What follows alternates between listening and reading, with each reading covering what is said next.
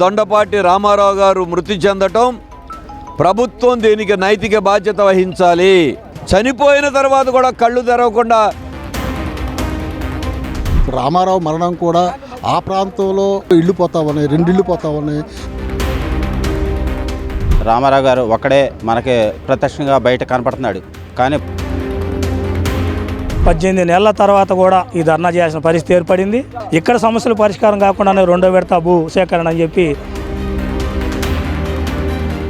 మేము చేసేది ఇదే, మా ఒప్పందంలో ఇదే ఉంది అని చెప్పేసి తిరిగి వాళ్ళ చేత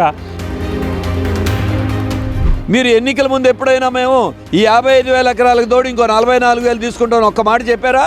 గ్రామాల్లో భూములు తీసుకున్నప్పుడు ఇంటింటికి వచ్చారుగా. ఇవాళ ఇంటింటి ఎందుకు వినరు?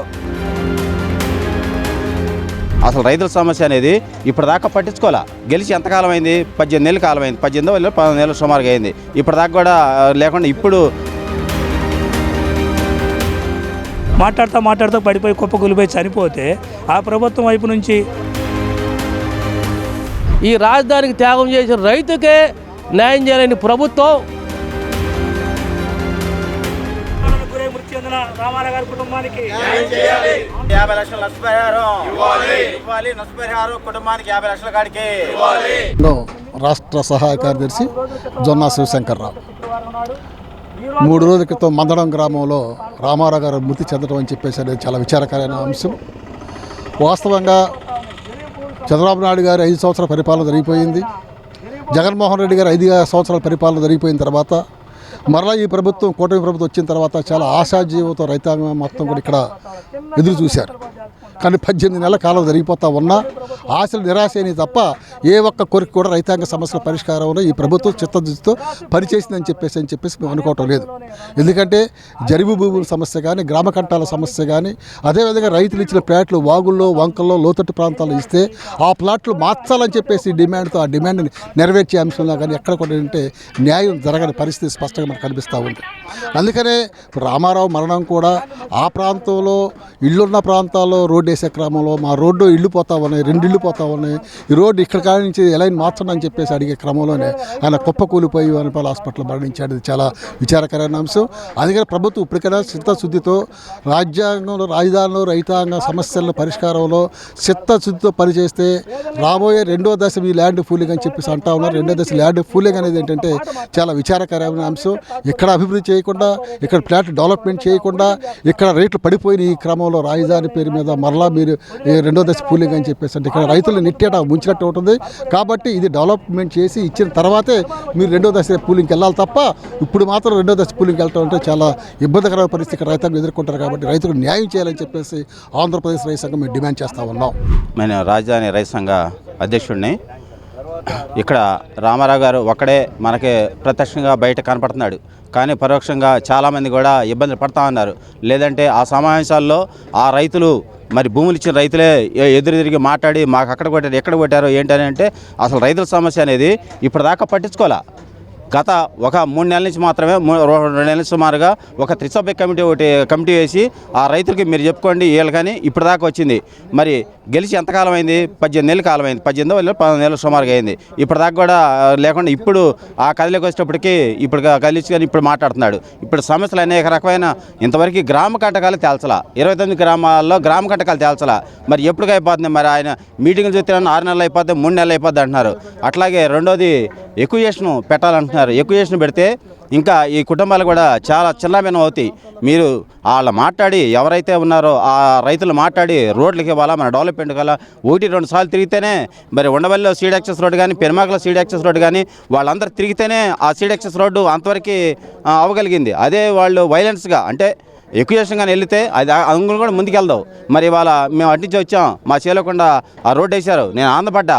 కానీ మరి అందరూ కూడా తజ్మళంగా తీసుకొని చెయ్యాలి. ఈ రకంగా ఎక్విజేషన్ కానీ పెడితే ఈ రైతు ఎవరన్నా కానీ ఆ చచ్చిపోతే ఆటోమేటిక్గా ఇండైరెక్ట్గా అది వ్యతిరేక ప్రభావం చూపిద్ది. అది ఆ తెలుగుదేశానికి పార్టీకి నష్టం. అది కనుక మేము రైతు సంఘం తరపున కోరేది ఏంటంటే రైతులు మూర్ఖంగానే ఉంటారు. వాళ్ళు మాట్లాడే భాష వేరుగా ఉంటుంది. ఆ భూమిని వదిలిపెట్టుకోవడానికి రైతు ఇష్టపడ్డావు. మరి ఆ భూమిని వదిలిపెట్టాలి అనుకుంటే అతనికి అంతకంటే నీకు ఎక్కువ లాభం చేకూరుతామనే ప్రభుత్వం ఒక నమ్మకం తీసుకొస్తే ఆ రైతు ఇస్తాడు. అంతే తప్పితే మీరు ఎలాంటి ప్రచారాల్లో ప్రోగ్రాం చేస్తే మాత్రం ఇంకా ఆందోళనకరమైన పరిస్థితులు రాబోతూ ఉంటాయి. కనుక వీటన్ని ముందు గమనించి వాళ్ళు ఎంక్వైరీ చేసుకోమనండి. ఊళ్ళలోకి వచ్చి ఎంక్వైరీ చేసుకుని వాళ్ళ కార్యకర్తలు చాలామంది ఉన్నారు, చేసుకొని ఏ రైతుకి అభిప్రాయం ఎట్లా ఉందో తెలుసుకొని వాళ్ళ దాన్ని బట్టి రోడ్లకు అందరూ ఇస్తారు. కొంతమంది ఇవ్వలేదు, ఇక్కడ పొలాలు ఇవ్వలేదు. ఆ యవనాల గురించి వాళ్ళు వదిలేసిన రోడ్ల వరకు తీసుకోండి, వాళ్ళ దగ్గర రోడ్ల వరకు తీసేసుకొని తదిమీది వాళ్ళ ఫ్లాట్ ఇవ్వండి. అట్లా అయితే సామరస్యంగా అవుద్ది. కానీ మేము 1,100 ఎకరం 2,000 యోగేశ్వర పెడతాం అన్నాడు.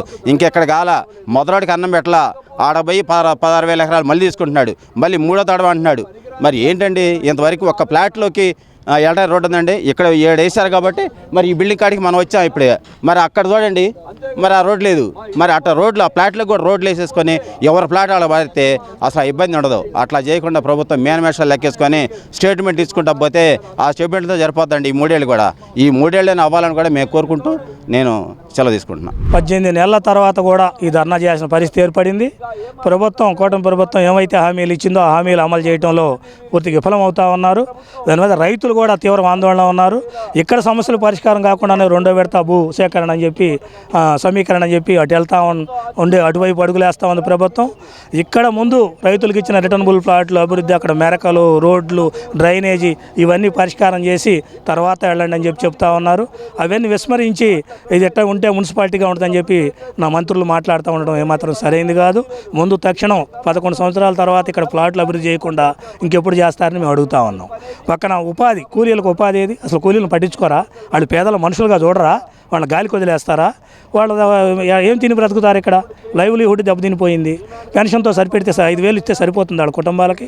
అందుకని పెన్షన్ కూడా పెంచమని చెప్పి మేము డిమాండ్ చేస్తూ ఉన్నాం. మరో ప్రక్క వాళ్ళకి ఉపాధి కల్పించే దానికోసం గతంలో లాగా నర్సరీలు, ఇతర ప్రత్యామ్నాయ మార్గాలు చూడాలని చెప్పి సిపిఎంగా డిమాండ్ చేస్తూ ఉన్నాం.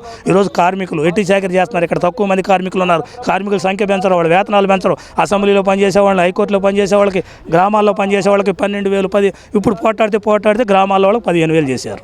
జీవో నెంబర్ 36 అమలు జరిపి 21,000 ఇవ్వమంటే ఇవ్వటల్లా. అందుకని ఒకటి కాదు, రైతులకు సంబంధించిన సమస్యలు, కార్మికులకు సంబంధించిన సమస్యలు, కూలీలకు సంబంధించిన సమస్యలు అన్నిటితో సతమతం అవుతా ఉన్నారు. అవన్నీ పరిష్కరించాలని చెప్పి ప్రభుత్వం వీటి మీద పెట్టుబడిదారులకి, కార్పొరేట్లకి భూములు దారాదత్తం చేయడం కాదు, రాజధానిలో ఉన్న ప్రజలకి ప్రజా రాజధాని అంటున్నారు కాబట్టి ప్రజా సమస్యల పరిష్కారం వైపు ఈ ప్రభుత్వం చొరవ చూపాలని చెప్పి సిపిఎంగా డిమాండ్ చేస్తారు. రామారావు గారు అకారణంగా ప్రభుత్వం తీసుకుంటున్న తొందరపాటు నిర్ణయాలు మందడం చుట్టూ 5 రోడ్లు వెళ్తా ఉన్నాయి, పెద్ద రోడ్లు. మరలా ఇప్పుడు 165 అడుగులు రోడ్లు పెట్టి ఆయన భూమి ఇచ్చాడు. ప్లాట్లు ఏమో లోపల నీళ్ళల్లో కొట్టారు. ఇప్పుడు 2 ఇళ్ళు ఆయనకి ఇల్లు, ఎదురెదురు ఇళ్ళు 2టికి మార్కింగ్ ఇచ్చారు. అటు పొలం పోయి 2 ఇళ్ళు పోయి ఎక్కడ ఉండాలా? అందుకని ఒక ఇల్లు కూడా ఇస్తాం మీకు రోడ్డు కావాలంటే, మాకు అందరికీ ఒక చోట ఇవ్వమని అడిగాడు. దానికి సమాధానం లేదు. అధికారుల దగ్గర ఆందోళనకు గురయ్యాడు. మాట్లాడుతూ పడిపోయి కుప్పకూలిపోయి చనిపోతే ఆ ప్రభుత్వం వైపు నుంచి ఆయనకు నష్టపరిహారం ఇవ్వడానికి ఏంటి ఇబ్బంది వచ్చింది? ఆయన రాజధాని కోసం భూమి త్యాగం చేసిన రైతే కదా. ఇదిగో న్యాయం చేస్తామంటున్నారు, ఏమీ చేయటం లేదు. అందుకని అమరావతి రాజధాని రైతులందరికీ న్యాయం చేయాలా. ఈ ప్రభుత్వం, కూటమి ప్రభుత్వం రాజధాని ప్రజలకు ఏమైతే హామీలు ఇచ్చిందో హామీలని అమలు చేయాలని చెప్పి మేము డిమాండ్ చేస్తాం.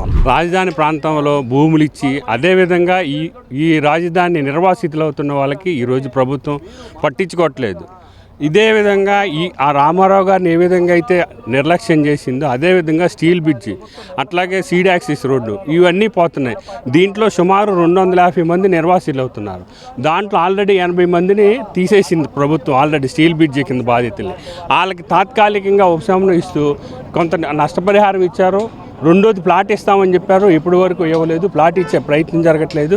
2 సెంట్లు రాజధాని నిర్వాసితులకి రాజధానులు ఇవ్వాలని చెప్పి వాళ్ళు అడిగితే వాళ్ళని ఒప్పందం ప్రకారం మేము ఇదే ఇస్తాము, మేము ఇంతే ఇస్తామని చెప్పేసి ప్రభుత్వం వాళ్ళ అభిప్రాయాన్ని తీసుకోకుండా బుల్డోజ్ చేసుకొని వెళ్ళిపోయే ప్రయత్నం చేస్తుంది. అట్లాగే గ్రీవెన్స్కి వెళ్ళి కలెక్టర్కి అర్జీ ఇచ్చినా, కమిషనర్కి అర్జీ ఇచ్చినా దాన్ని తిరిగి మేము చేసేది ఇదే, మా ఒప్పందంలో ఇదే ఉంది అని చెప్పేసి తిరిగి వాళ్ళ చేత బెదిరించి సంతకాలు పెట్టించుకొని రాజీ చేసుకునే ప్రయత్నం చేస్తుంది. ఇది దుర్మార్గమైన చర్య. రాజధాని నిర్వాసితులకి అందరికీ న్యాయం చేయాలని, అదేవిధంగా రాజధానిలో నష్టపోతున్న రైతులకి, అదేవిధంగా ప్రాంత ప్రజలకు కూడా ప్రభుత్వం ప్రత్యేకంగా ప్యాకేజీ ప్రకటించి నష్టపరిహారం పూర్తిగా అందించే విధంగా ప్రయత్నం చేయాలని చెప్పేసి మేము సిపిఎం పార్టీగా డిమాండ్ చేస్తున్నాం. రాజధానిలో మందడం గ్రామానికి సంబంధించిన దొండపాటి రామారావు గారు మృతి చెందటం ప్రభుత్వం దీనికి నైతిక బాధ్యత వహించాలి. ఆయన ఆవేదనతో, ఆందోళనతో ఒకవైపున భూములు పోయినాయి, ఇంకొక వైపున ఇళ్ళు కూడా పోతున్నాయి అనేటువంటి ఆవేదనతో ఆయన మరణించారు. దీని మాకేమీ సంబంధం లేదు అని చేతులు దులుపుకోవడం దుర్మార్గం. పైపెచ్చు సిఆర్డి అధికారులు ప్రకటన చేస్తారా? రామారావు గారు మాకేం వినతిపత్రం ఇవ్వలేదు. ఆయన చెప్పిన మాట మీకు వినపడలేదా? మీకు ఆయన రాసి కాగితం ఇవ్వాలా? అంటే మాదేం తప్పు లేదు, ప్లాట్లు బాగా ఇచ్చామని చెప్తున్నారు. ప్లాట్లు బాగా ఇస్తే వీళ్ళు ఎందుకు ఆవేదన వ్యక్తం చేశారు? అంటే రామారావు గారికి అందించే నివాళి ఇదేనా? మీరు సానుభూతి ఇదేనా? చనిపోయిన తర్వాత కూడా కళ్ళు తెరవకుండా ఇంకా ఆత్మసమర్థన చేసుకోవడం అంటే సిగ్గుపడాలి. ఇది సిఆర్డీఏ ప్రకటన కాదు, రాష్ట్ర ప్రభుత్వం తరపున సిఆర్డీఏ చేసిన ప్రకటన. మీరు ఇదే మీ రైతుల ఏళ్ల మొసలి కన్నీళ్ళు కాదు, నిజంగా చూపించండి. అందుకే ఈ రోజున మొదటి దశలో 11 ఏళ్ళు అయిన తర్వాత వాళ్ళ భూములు ఇంతవరకు అప్పజెప్పలేదు, లోన్లు ఇవ్వలేదు.